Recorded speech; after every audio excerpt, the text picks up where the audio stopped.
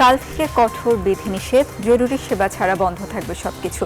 বাস্তবায়নে পুলিশ, বিজিবির সাথে মাঠে সেনাবাহিনী, অকারণে বের হলেই শাস্তি। উৎকণ্ঠায় নিম্ন আয়ের মানুষ, জীবন জীবিকার অনিশ্চয়তায় কঠোর লকডাউনের আগেই ঢাকা ছাড়ছেন অনেকেই।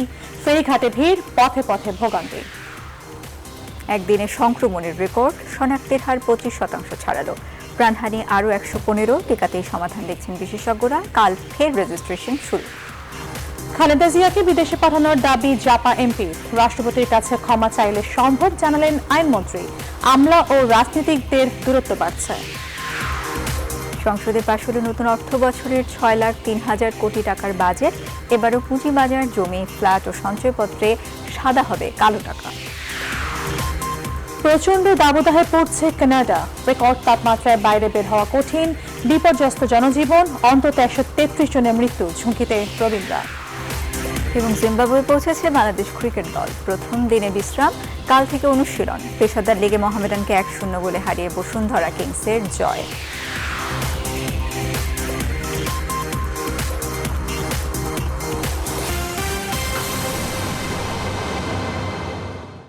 রেইনবো অলরাউন্ডার এক্সটেরিয়র পেইন্ট, বাংলাদেশের আবহাওয়া উপযোগী একমাত্র পেইন্ট। স্বাগত নিউজ 24 রাত 10টার সংবাদে, সাথে আছে আমরা দুজন, আমি তাবাসসুম আহমেদ এবং আমি সঞ্জিতা ইসলাম। শিরোনাম দেখছিলেন, এবারে বিস্তারিত।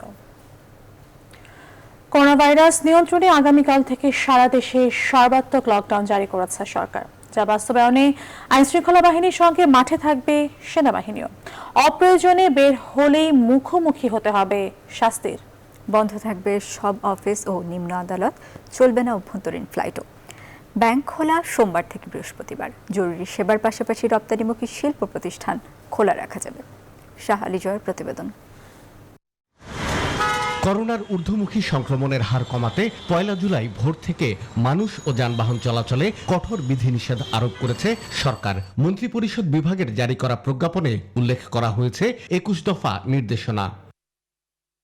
প্রজ্ঞাপনে বলা হয়েছে, সরকারি, আধা সরকারি, স্বায়ত্তশাসিত এবং বেসরকারি সকল প্রতিষ্ঠান বন্ধ থাকবে। অভ্যন্তরীণ বিমান চলাচল সহ সড়ক, নৌ ও রেলপথে বন্ধ থাকবে গণপরিবহন। বন্ধ থাকবে শপিং মল, দোকানপাট, পর্যটন কেন্দ্র, সামাজিক, রাজনৈতিক এবং ধর্মীয় সভা সমাবেশ। কাঁচাবাজার নির্দিষ্ট জায়গায় সকাল 9টা থেকে বিকেল 5টা পর্যন্ত খোলা রাখা যাবে। কোনো অবস্থাতেই জরুরি প্রয়োজন ছাড়া কেউ ঘর থেকে বের হতে পারবে না।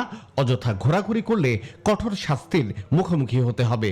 এই লকডাউন ভঙ্গ করে কোনো মানুষ রাস্তায় নানাবিধ যে অজুহাত দেখিয়ে রাস্তায় বের হয়, আমরা যদি সন্তুষ্ট না হয় যে উনি কি কারণে বের হয়েছে, তাহলে কিন্তু এবার তাকে বেশ আইনে ঝামেলায় পড়তে হবে।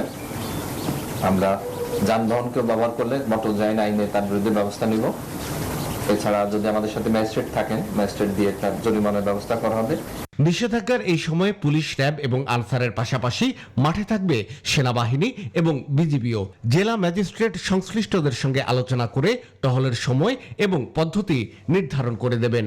আমাদের মাঠ পর্যায়ের যারা ডিসি আছেন, ওনাদের আমরা নির্দেশনা দিয়ে দিয়েছি। ওনার এলাকায় বিজিবি এবং সেনাবাহিনীর যে কমান্ডার আসবে, তাদের সাথে মিটিং করে কে কোন দিক দেখবে, কোন বিষয়টা দেখবে, সেটা তারা ঠিক করে নেবে। তবে বিধিনিষেধের এই সময়ে পণ্য পরিবহন এবং সেবা কার্যক্রমে যুক্ত যানবাহন চলাচল করতে পারবে। সংশ্লিষ্ট ব্যক্তিরা পরিচয়পত্র প্রদর্শন করে চলাচল করতে পারবেন। বন্দরসমূহ এবং তাদের অফিস খোলা থাকবে এই সময়ের মধ্যে। রপ্তানিমুখী শিল্প কারখানা নিজ ব্যবস্থাপনায় স্বাস্থ্যবিধি মেনে খোলা রাখা যাবে। খোলা থাকবে ঔষধের দোকান, চালু থাকবে আন্তর্জাতিক ফ্লাইট। হোটেল, রেস্তোরাঁ সকাল 8টা থেকে রাত 8টা পর্যন্ত খোলা থাকলেও শুধুমাত্র খাবার বিক্রি করতে পারবে। এদিকে বাংলাদেশ ব্যাংক জানিয়েছে, নিষেধাজ্ঞাকালীন সোম থেকে বৃহস্পতিবার সকাল 10টা থেকে দুপুর 1:30টা পর্যন্ত চলবে সরকারি ও বেসরকারি ব্যাংকের ব্যাংকিং কার্যক্রম। শাহ আলী জয়, নিউজ 24, ঢাকা। কাল থেকে শুরু হচ্ছে 1 সপ্তাহের কঠোর লকডাউন, যেখানে জরুরি প্রয়োজন ছাড়া বাইরে বের হলে শাস্তির মুখোমুখি হতে হবে। তাই জীবন জীবিকা নিয়ে উদ্বিগ্ন নিম্ন আয়ের মানুষ। আর কিছু অফিস ও গার্মেন্টস খোলা রেখে আসলে কঠোর এই লকডাউন কতটা বাস্তবায়িত হবে তা নিয়ে সন্দিহান তারা। এদিকে ঢিলেঢালা লকডাউনের শেষ দিনেও দুর্ভোগে পথ চলেছেন রাজধানীর অফিসগামী মানুষ। প্লাবন রহমানের রিপোর্ট। সকাল ৮টা, রাজধানীর রামপুরা ব্রিজ, স্রোতের মতো মানুষ ছুটছে অফিস কর্মস্থলে।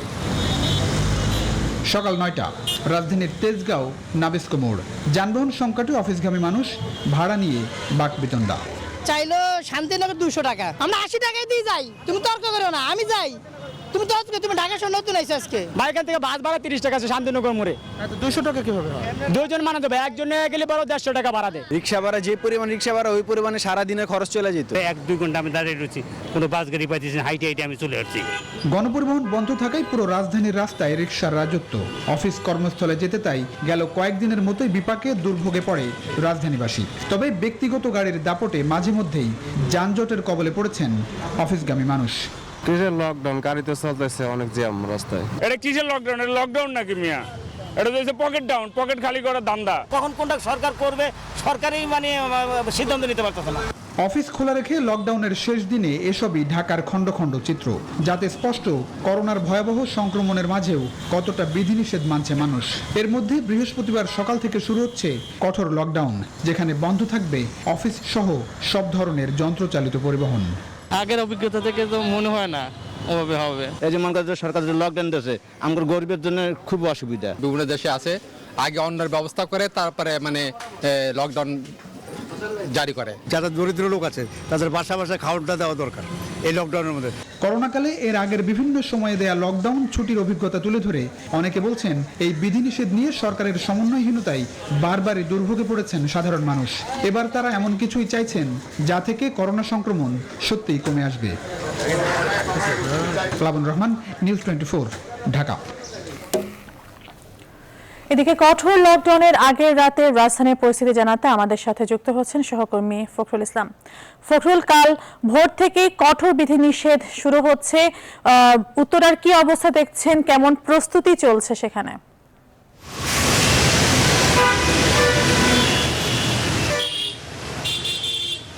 ধন্যবাদ তাবাসসুম। আমি রয়েছি আব্দুল্লাহপুর, রাজধানীর অন্যতম প্রবেশ মুখ, সেখানটিতে। আসলে এখানে আপনি লক্ষ্য করছেন আসলে মুষলধারে বৃষ্টি চলছে এবং বৃষ্টির মধ্যে আসলে রাজধানীর যে প্রধান সড়ক উত্তরা থেকে আব্দুল্লাহপুর, সেই রোডটিতে আসলে প্রচুর গাড়ি রয়েছে।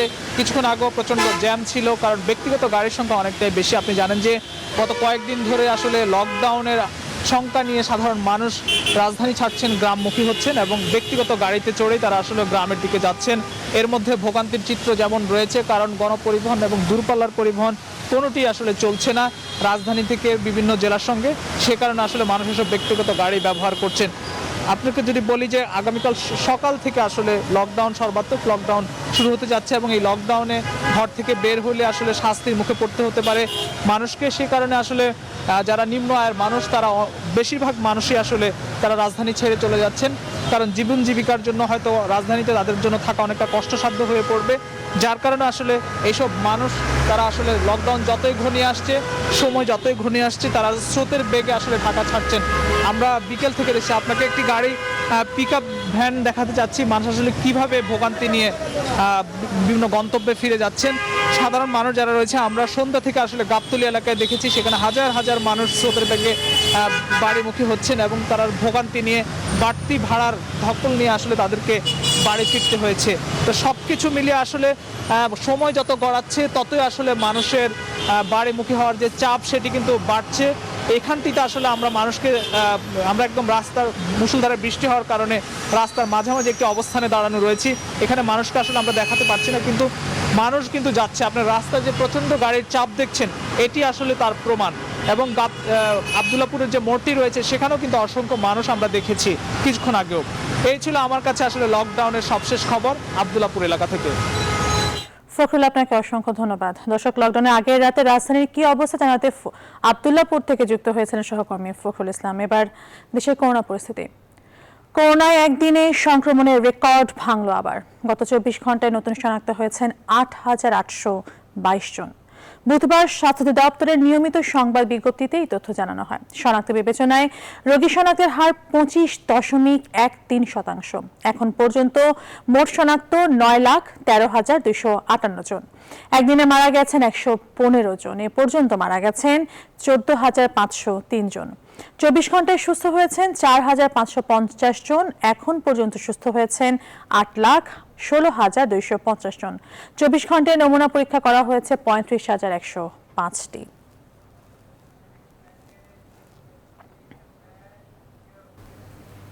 করোনায় দীর্ঘমেয়াদী সমাধানের জন্য টিকাতেই মনোযোগ বাড়াতে সরকারকে পরামর্শ দিয়েছেন বিশেষজ্ঞরা। এমন বাস্তবতার মধ্যেই চীন থেকে কেনা সিনোফার্মের কমপক্ষে 20 লাখ ডোজ টিকার প্রথম চালানের বিষয়টি নিশ্চিত করল চীনা দূতাবাসও। স্বাস্থ্য অধিদপ্তর জানিয়েছে 1 জুলাই থেকে এবার সারা দেশেই সিনোফার্মের টিকা দেওয়া শুরু হবে। আরফিন শাকিল জানাচ্ছেন বিস্তারিত। প্রায় 2 মাস বন্ধ থাকার পর দ্বিতীয় পর্যায়ে 19 জুন রাজধানীতে শুরু হয় সিনোফার্মার ফাইজারের গণ টিকাদান কর্মসূচি। কয়েকদিন বন্ধ থাকার পর বৃহস্পতিবার থেকে আবারও রাজধানী সহ এবার সারা দেশে টিকাদান শুরু হচ্ছে। স্বাস্থ্য অধিদপ্তর তাদের নির্দেশনায় 10 ধরনের মানুষকে চীনের টিকা পাওয়ার ক্ষেত্রে অগ্রাধিকার দিয়েছিল। তাদের সাথে এবার যুক্ত হয়েছে বিশ্ববিদ্যালয়ের আবাসিক শিক্ষার্থীরা। এরই মধ্যে অগ্রাধিকার তালিকায় থাকাদের জন্য আবারও নিবন্ধন শুরু হয়েছে। 1 জুলাই 2021 থেকে সারা দেশব্যাপী আমাদের সাইনোফার্ম ভ্যাকসিনের কার্যক্রম শুরু হতে যাচ্ছে। আজকে থেকে আমাদের রেজিস্ট্রেশন, যারা অগ্রাধিকারে আছেন তারা রেজিস্ট্রেশন করে তখন কেন্দ্রের SMS এর সাপেক্ষে আপনারা নির্দিষ্ট কেন্দ্রে গিয়ে পূর্বের ন্যায় টিকা গ্রহণ করতে পারবেন এবং অবশ্যই কেন্দ্রে যাওয়ার সময় ভ্যাকসিন কার্ডটা নিয়ে যেতে হবে। করোনা নিয়ন্ত্রণে স্বল্প, মধ্যম আর দীর্ঘমেয়াদে পরিকল্পনা নিতে সরকারকে পরামর্শ দিয়েছেন জাতীয় টিকা পরামর্শ কমিটির সদস্য বেনজির আহমেদ। তিনি বলেছেন, ভারত থেকে কেনা টিকা আনতে প্রধানমন্ত্রীর উদ্যোগ নিলে আগস্টের সংকট অনেকাংশে সমাধান হবে। টিকা ইমিডিয়েট সমাধান নয়, টিকা হলো সামনের দিনগুলোর সমাধান। তাহলে আপনাকে 3টা প্ল্যান নিয়ে এগোতে হবে, short term, mid term and long term. 22 সালের মার্চ মাসের মধ্যে যদি আমরা 12-14 কোটি লোককে টিকা দিয়ে ফেলতে পারি, তাহলে এখন আমরা যে মাসে আছি, এটা তো জুন মাস শেষ হলো, জুলাই মাসে আসছি, তাহলে জুলাই মাসে হয়তো বাংলাদেশও যুক্তরাষ্ট্র, যুক্তরাজ্যের মতো বলতে পারবে আমরা আমাদের স্বাভাবিক জীবন চালাবো। ঢাকায় নিযুক্ত চীনের deputy chief of mission Hualong Yan বুধবার এক ফেসবুক পোস্টে জানিয়েছেন, চীন থেকে কেনা ভ্যাকসিনের প্রথম দফার 20 লাখ টিকা বাংলাদেশে আসার জন্য এখন প্রস্তুত। আরিফিন শাকিল, নিউজ 24, ঢাকা। আগামী বছরের মার্চের মধ্যে দেশের 80% মানুষকে ভ্যাকসিনের আওতায় আনার প্রতিশ্রুতি দিয়েছেন স্বাস্থ্যমন্ত্রী। জাতীয় সংসদে তিনি বলেন, ডিসেম্বরের মধ্যে মোট 10 কোটি ভ্যাকসিন আসবে, যা দিয়ে 5 কোটি মানুষকে টিকা দেওয়া সম্ভব। এছাড়া জনসন অ্যান্ড জনসন থেকে আরো 7 কোটি টিকার নতুন চুক্তি হয়েছে বলেও জানান তিনি। ফার্মের সাথে চাইনিজ 1.5 কোটি ভ্যাকসিনের চুক্তি হয়েছে এবং টোটাল আমাদের হাতে এখন যেটা আছে সব মিলে প্রায় 10 কোটি ভ্যাকসিনের ব্যবস্থা আছে ডিসেম্বর পর্যন্ত। আর আমাদের জনসন অ্যান্ড জনসন যেটা আমরা রিসেন্টলি সম্মতি দিয়েছি, সেটার আছে 7 কোটি ভ্যাকসিন। সেই 7 কোটি ভ্যাকসিনে আমরা 7 কোটি লোককে ভ্যাকসিনেট করতে পারবো, সেটা আগামী বছরের ফার্স্ট কোয়ার্টারে আমরা পাবো। অর্থাৎ আমাদের দেশের প্রায় 80% লোককে আমরা আগামী বছরের ফার্স্ট কোয়ার্টারের মধ্যে আমরা ভ্যাকসিনেট করতে পারবো। দোষ স্বীকার সাপেক্ষে রাষ্ট্রপতি অথবা সরকারের কাছে ক্ষমা চাওয়া ছাড়া বেগম জিয়ার মুক্তি সম্ভব নয় বলে জানিয়েছেন আইনমন্ত্রী আনিসুল হক। বিএনপি চেয়ারপারসন বেগম খালেদা জিয়ার পরিবারের আবেদনের প্রেক্ষিতে দেশে চিকিৎসা নেওয়ার শর্তে সাজা স্থগিত করে মুক্তি দেওয়া হয় এবং তার পরিবার সরকারের সেই শর্ত মেনে নিয়েছে। তাই এখন নতুন করে বিদেশে নেওয়ার দরখাস্ত করার কোনো সুযোগ নেই বলে স্পষ্ট জানিয়েছেন আইনমন্ত্রী। বিস্তারিত জানাচ্ছেন আফরিন আনোয়ার। ধন্যবাদ মাননীয় মন্ত্রী। বুধবার জাতীয় সংসদে স্পিকার ডক্টর শিরিন শারমিন চৌধুরীর সভাপতিত্বে অধিবেশনের ছাঁটাই প্রস্তাবের আলোচনায় অংশ নেন সংসদ সদস্যরা। কিন্তু এখনো আমরা সেটা পুরোপুরি করতে পারিনি। এই সময় বিএনপির দলীয় সংসদ সদস্য হারুনুর রশিদ তার ছাঁটাই বক্তব্যে দলীয় চেয়ারপারসন বেগম খালেদা জিয়াকে উন্নত চিকিৎসার জন্য বিদেশে যেতে অনুমতি দেওয়ার দাবি জানান। আমি মাননীয় মন্ত্রীদেরকে দেখেছি বেগম জিয়া চিকিৎসা নিয়ে কটাক্ষ করেছে, কটূক্তি করেছে। উনি কি অসুস্থ নয়? আমি দাবি করছি আপনার মাধ্যমে মাননীয় প্রধানমন্ত্রীর কাছে 401 বিধান অনুযায়ী সুযোগ আছে, এই সুযোগটি আপনি দিবেন। আর কিশোরগঞ্জ 3 আসনের জাপা দলীয় সংসদ সদস্য মুজিবুল হক চুন্নু বেগম জিয়ার চিকিৎসা সংক্রান্ত বিষয়ে বর্তমান সরকারের পদক্ষেপকে স্বাগত জানিয়ে রাজনীতিবিদদের অতীত ইতিহাস স্মরণ করিয়ে দেন। এসএসএফের ভাই জিএম কাদের সাহেব, যিনি এখন উপনেতা, তিনি গিয়েছিলেন তার স্ত্রী সহ বিরোধী নেত্রীর কাছে যে আমার ভাইটা তো মারা যাচ্ছে, আমরা তো জেলে আছে, আপনি একটু বলেন। তবুও তৎকালীন সরকার প্রধানের ব্যক্তিগত নির্দেশে এরশাদ সাহেবের চিকিৎসা করা হয় নাই। পরে দুই সংসদ সদস্যের ছাঁটাই বক্তব্যের জবাবে আইনমন্ত্রী বলেন, বেগম জিয়ার পরিবারের পক্ষ থেকে করা আবেদনকে ৪০১ ধারার দরখাস্ত হিসেবে ট্রিট করে শর্ত সাপেক্ষে মুক্তি দেওয়া হয়েছে। তার পরিবারের নতুন করে আর কোনো আবেদন করার সুযোগ নেই। ৪০১-এর যেই দরখাস্ত ছিল, that has been dealt with and that has been resolved, that the decision has been accepted. হ্যাঁ, আরেকটা আছে, সেটাও আইন। সেটা হচ্ছে মহামান্য রাষ্ট্রপতির কাছে ক্ষমা চাইতে পারেন, আর না হলে মাননীয় প্রধানমন্ত্রীর সরকারের কাছে সেকশন 401 ক্ষমা চাইতে পারেন। বিএনপি প্রধান বেগম জিয়া 2018 সালের 8 ফেব্রুয়ারি থেকে জিয়া চ্যারিটেবল ট্রাস্ট ও জিয়া অরফানেজ ট্রাস্টের দুর্নীতি মামলায় সাজা ভোগ করছেন। পরে শারীরিক জটিলতার কারণে বিএসএমএমইউ এর প্রিজন সেলে চিকিৎসাধীন থাকার পর পরিবারের আবেদনের প্রেক্ষিতে শর্ত সাপেক্ষে তাকে চিকিৎসার জন্য মুক্তি দেওয়া হয়। আফরিন আনোয়ার, নিউজ 24, ঢাকা। রাজনীতিবিদদের উপেক্ষা করে আমলাদের দায়িত্ব দেওয়া দেশ এবং রাজনীতির জন্য শুভকর নয় বলে মন্তব্য করেছেন আওয়ামী লীগের যুগ্ম সাধারণ সম্পাদক মাহবুবুল আলম হানিফ। তিনি বলেন, জনগণের কাছে সচিবদের কর্মকাণ্ড দৃশ্যমান নয়, আর যে কোনো ধরনের কর্তৃত্ব বা দেশ বা রাজনীতির জন্য ভালো নয়, বরং হুমকি স্বরূপ। এমন মত সাবেক জ্যেষ্ঠ সচিব আবু আলম শহীদ খানের। তৌফিক মাহমুদ মুন্নার রিপোর্ট। গেল সোমবার জাতীয় সংসদে 2021-22 অর্থ বছরে প্রস্তাবিত বাজেটের উপর সাধারণ আলোচনায় উঠে আসে করোনা মোকাবেলায় সচিবদের জেলা পর্যায়ে স্বাস্থ্যসেবা ও সরকারি কার্যক্রম সমন্বয়ের দায়িত্ব প্রসঙ্গ। প্রবীণ রাজনীতিবিদ তোফায়েল আহমেদ সহ সংসদের অনেক সদস্যই আমলাদের কর্তৃত্ব নিয়ে ক্ষোভ প্রকাশ করেন। এটা কিন্তু ঠিক না, মাননীয় স্পিকার। আমলা রাজনীতিবিদদের দূরত্ব নিয়ে কথা হয় আওয়ামী লীগের যুগ্ম সাধারণ সম্পাদক মাহবুবুল আলম হানিফের সাথে। তিনি বলেন, জনগণের কাছে সচিবদের কর্মকাণ্ড দৃশ্যমান নয়। আমরা দেখেছি যে সচিবদেরকে জেলার দায়িত্ব দিয়েছে, এখানে সচিব যার দায়িত্ব দিয়েছে সে কতটুকু কি ভূমিকা করছে না করছে সেটা তিনিই বলতে পারবেন। তবে জনগণের কাছে এগুলো কোনো দৃশ্যমান নেই। রাষ্ট্র পরিচালনার জন্য রাজনীতিবিদরাই কিন্তু মূল দায়িত্ব পালন করে থাকে। যদি কোনো রাষ্ট্র রাজনীতিবিদদেরকে যদি সম্পূর্ণ উপেক্ষা করে সম্পূর্ণ যদি আমরা নির্ভর দিকে যায়, তাহলে এটা মনে করি যে রাষ্ট্রের জন্য ভবিষ্যতে অত্যন্ত একটা ক্ষতির সম্মুখীন হতে হবে বা রাজনীতিক ওখানে একটা ক্ষতিগ্রস্ত বা শূন্যতা সৃষ্টি হয়। আর সাবেক জ্যেষ্ঠ সচিব আবু আলম শহীদ খানের মতে, আমলা কিংবা রাজনীতিবিদ যে কারোর কর্তৃত্বই দেশ বা রাজনীতির জন্য হুমকি স্বরূপ। এই আলোচনার সূত্র ধরে আমাদেরকে খুঁজে বের করতে হবে, যদি এরকম কিছু ঘটে থাকে বা এরকম ঘটার কারণ সৃষ্টি হয়ে থাকে, সেই কারণগুলোকে শুধরাতে হবে এবং এটার দায়িত্বটা কিন্তু সরকারের। আমলাতান্ত্রিক কর্তৃত্ববাদ প্রতিষ্ঠিত হয়ে যায় দেশে, অথবা রাজনৈতিক কর্তৃত্ববাদ প্রতিষ্ঠিত হয়ে যায় দেশে, যে কোনো কর্তৃত্ববাদী জনগণের জন্য এবং রাষ্ট্রের জন্য ভয়ঙ্কর। গেল বছর করোনা এবং আমপান মোকাবেলায় সংসদ সদস্যদের বাদ দিয়ে প্রত্যেক জেলায় একজন সচিবকে দায়িত্ব দেয় সরকার। তৌফিক মাহমুদ মুন্না, নিউজ 24, ঢাকা। মগবাজার বিস্ফোরণে দগ্ধ আরও একজনের মৃত্যু হয়েছে। এ নিয়ে ওই ঘটনায় মৃত্যু হলো 9 জনের। নিহতের নাম ইমরান হোসেন। চিকিৎসকরা জানান, শ্বাসনালীর পাশাপাশি তাঁর শরীরের 90% পুড়ে গিয়েছিল। নিবিড় পর্যবেক্ষণে থাকা বাকি 2 জনের অবস্থাও আশঙ্কাজনক বলে জানান চিকিৎসকরা। এদিকে বিস্ফোরণের কারণ খুঁজতে আজও ঘটনাস্থল পরিদর্শন করেছে ফায়ার সার্ভিসের তদন্ত কমিটি।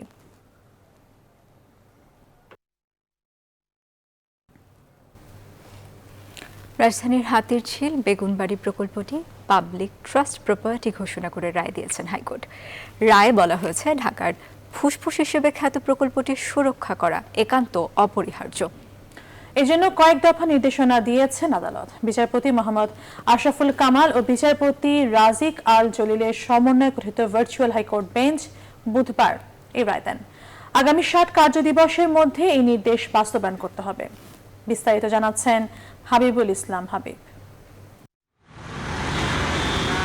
ঢাকার ফুসফুস খ্যাত হাতিরঝিল নগরীর সবচেয়ে বড় স্বস্তির জায়গা, কিন্তু এই হাতিরঝিল ঘিরে গড়ে উঠেছে এক শ্রেণীর সুবিধাভোগী। সময়ের পরিক্রমায় প্রকল্পের নকশা পরিবর্তন করে গড়ে উঠেছে অসংখ্য হোটেল, রেস্তোরাঁ সহ বাণিজ্যিক প্রতিষ্ঠান। এতে নান্দনিক সৌন্দর্য হারানোর পাশাপাশি নষ্ট হচ্ছে ঢাকার পরিবেশ। এত কিছুর পরও রাজুক নিষ্ক্রিয় থাকায় 2018 সালের 1 আগস্ট গণমাধ্যমে সংবাদ প্রকাশিত হয়। প্রকাশিত ওই প্রতিবেদন সংযুক্ত করে জনস্বার্থে human rights and peace for বাংলাদেশের পক্ষে হাইকোর্টে রিট দায়ের করা হয়। রিটের ধারাবাহিকতায় শুনানি নিয়ে রায় ঘোষণা করলেন হাইকোর্ট। আমরা আশা করছি রাজুকের পক্ষ থেকে এই প্রকল্পটাকে মানুষের বিনোদন এবং সুন্দরভাবে যাতে এটি রক্ষণাবেক্ষণ হয় সেই ব্যাপারে তারা যথাযথ ব্যবস্থা গ্রহণ করবেন। আদালত এই মামলাটিকে রায়টিকে কন্টিনিউইং ম্যান্ডামাস হিসেবে রেখেছেন। রায়ের নির্দেশনায় বলা হয়, তুরাগ নদীর রায়ের নীতি অনুসারে ঢাকার হাতিরঝিলকে জনগণের সম্পত্তি ঘোষণা, প্রকল্পে হোটেল, রেস্টুরেন্ট, দোকানসহ সব ব্যবসা প্রতিষ্ঠান অবৈধ, সব বাণিজ্যিক স্থাপনা উচ্ছেদের নির্দেশনা দেওয়া হলো। প্রকল্পের সংরক্ষণ, উন্নয়ন, পরিচালনার জন্য পৃথক একটি কর্তৃপক্ষ গঠন করে প্রধানমন্ত্রীর তত্ত্বাবধানে পরিচালনা করা। প্রকল্পের স্থায়ী পরামর্শক হিসেবে বুয়েটের প্রকৌশল বিভাগ ও সেনাবাহিনীর 24তম ব্রিগেডকে যৌথভাবে পরামর্শক নিয়োগ করা হলো। এছাড়া প্রকল্প এলাকায় আন্ডারগ্রাউন্ডে ওয়াশরুম তৈরি করা, সুপেয় পানির ব্যবস্থা করা, বাইসাইকেল ও প্রতিবন্ধীদের জন্য আলাদা লেন করা এবং লেকে মাছের অভয়ারণ্য তৈরি করা। রায়ের কপি পাওয়ার পর রাজুকের সঙ্গে আলোচনা করে আপিল করার বিষয়ে সিদ্ধান্ত নেওয়া হবে বলে জানান ডেপুটি অ্যাটর্নি জেনারেল। হাতিরঝিল এলাকায় যত ধরনের হোটেল, রেস্টুরেন্ট এবং অন্যান্য দোকান সহ যে সকল বাণিজ্যিক প্রতিষ্ঠান আছে সবগুলোকেই অবৈধ ঘোষণা করা হয়েছে এবং আগামী 60 দিনের মধ্যে সবগুলো এইসব দোকান, রেস্তোরাঁ এগুলোকে উচ্ছেদ করার জন্য ডাইরেকশন দেওয়া হয়েছে। আদালত তার রায়ে বাঙালি বিজ্ঞানী স্যার জগদীশ চন্দ্র বসুর নামে প্রকল্পের নামকরণের পরামর্শ দেন।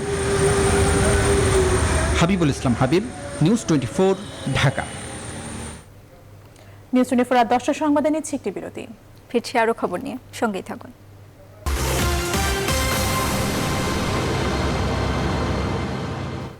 আবারও স্বাগত। দেখছেন নিউজ 24 রাত 10টার সংবাদ। সাইদ খোকনের করা অভিযোগ ইস্যুতে কোনো মন্তব্য করতে চাইলেন না ঢাকা দক্ষিণ সিটি কর্পোরেশনের মেয়র শেখ ফজলে নূর তাপস।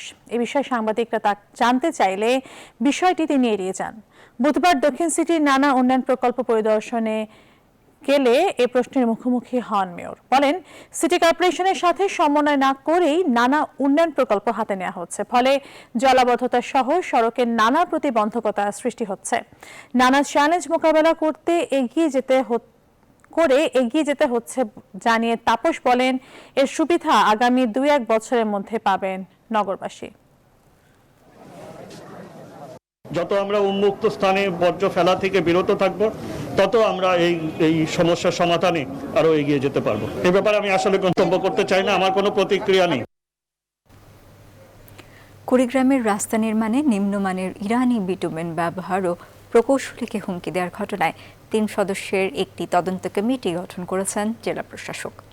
বুধবার কমিটির সদস্যরা ঘটনাস্থল পরিদর্শন করে স্থানীয়দের সাক্ষ্য গ্রহণ এবং আলামত সংগ্রহ করেন। কুড়িগ্রাম প্রতিনিধি হুমায়ুন কবির সূর্যর তথ্য চিত্র দেখুন ডেস্ক রিপোর্ট। কুড়িগ্রামের সড়কে নিম্নমানের ইরানি বিটুমিনের ব্যবহার নিয়ে গত সোমবার বিভিন্ন গণমাধ্যমে সংবাদ প্রচারিত হয়। সেখানে দেখা যায় নিম্নমানের বিটুমিন ব্যবহারে প্রকৌশলী বাধা দিলে তাকে বদলির হুমকিও দেয় ঠিকাদার।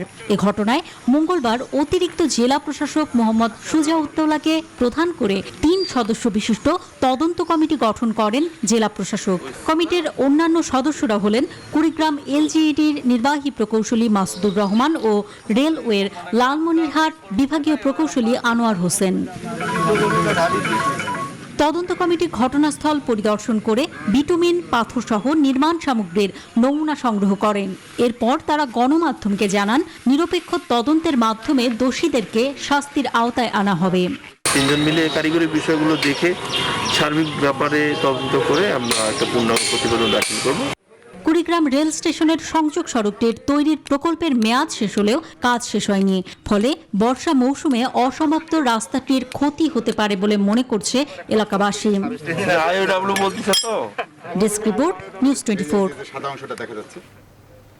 এবার ফার্স্ট সিকিউরিটি ইসলামী ব্যাংক অর্থ বাণিজ্যের সংবাদ।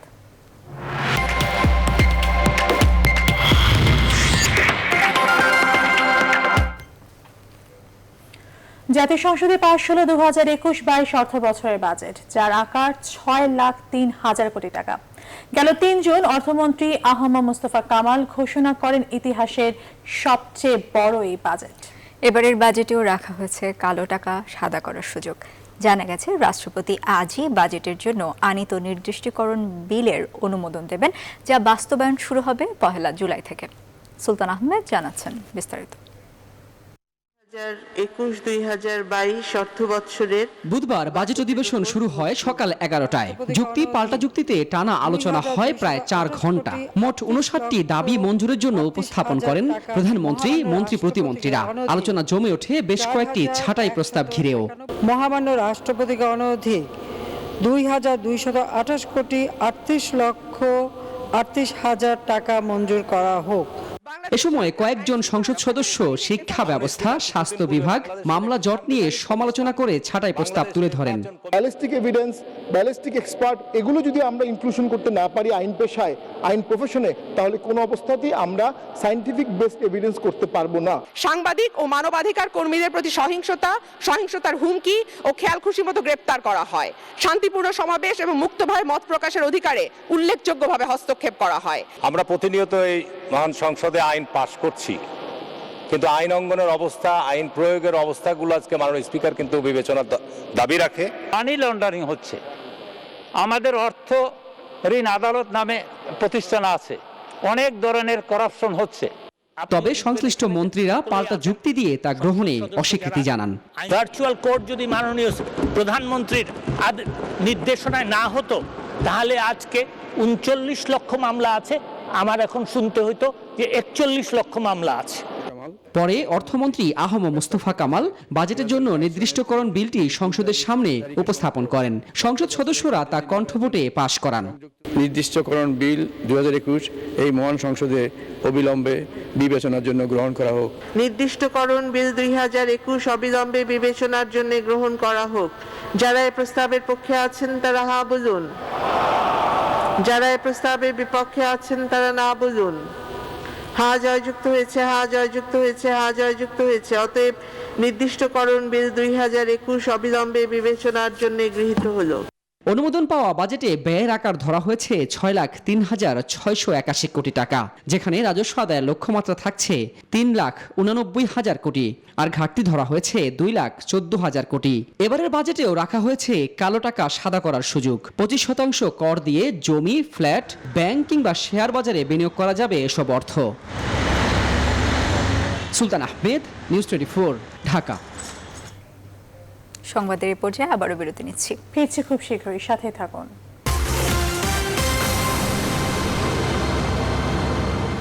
বিরতির পর আরেকবার স্বাগত। দেখছি নিউজ 24 রাত 10টার সংবাদ। ঢাকা বিশ্ববিদ্যালয়ের শতবর্ষ উপলক্ষে পতাকা উত্তোলন ও উদ্বোধনী অনুষ্ঠান করেছে ঢাকা বিশ্ববিদ্যালয় অ্যালামনাই অ্যাসোসিয়েশন। বুধবার সিনেট ভবনে সীমিত পরিসরে স্বাস্থ্যবিধি মেনে এই আয়োজন করা হয়। 100 বছর আগে 1921 সালের 1 জুলাই ঢাকা বিশ্ববিদ্যালয়ের যাত্রা শুরু হয়েছিল। সে বছর জুলাই মাসে 3টি অনুষদ, বিজ্ঞান, কলা ও আইনের অধীনে 12টি বিভাগে মোট 847 জন শিক্ষার্থী নিয়ে আনুষ্ঠানিকভাবে যাত্রা শুরু করে প্রাচ্যের অক্সফোর্ড ঢাকা বিশ্ববিদ্যালয়। করোনা মহামারীর কারণে বিশ্ববিদ্যালয়ের শতবর্ষ উদযাপনে থাকছে না কোনো আড়ম্বর।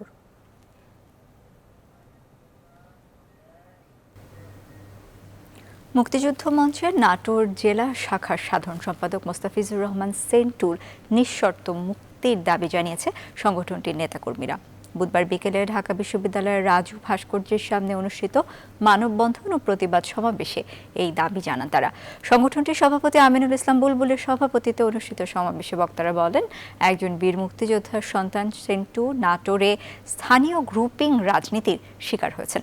তার বিরুদ্ধে প্রধানমন্ত্রীর নামে ফেসবুক আইডি খোলার যে অভিযোগ আনা হয়েছে তা সম্পূর্ণ মিথ্যা ও ভিত্তিহীন।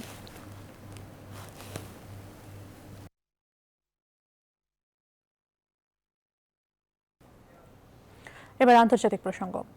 সপ্তাহ জুড়ে কানাডার পশ্চিমাঞ্চলের মানুষ তীব্র দাবদাহের মুখোমুখি হয়েছে। প্রতিদিনই আগের রেকর্ড ভাঙছে তাপমাত্রা। সেখানে ঘর থেকে বের হওয়াই কঠিন হয়ে উঠেছে। ব্রিটিশ কলম্বিয়া পুলিশ জানিয়েছে, গত 3 দিনে কমপক্ষে 133 জনের মৃত্যু হয়েছে, যাদের বেশিরভাগই প্রবীণ। তাপমাত্রা রেকর্ড করা হয়েছে ৪৯.৫ ডিগ্রি সেলসিয়াস। কানাডার এটি এক নতুন সর্বকালের উচ্চ তাপমাত্রার রেকর্ড। সময় হলো আরো একটা বিরতির, সঙ্গেই থাকুন।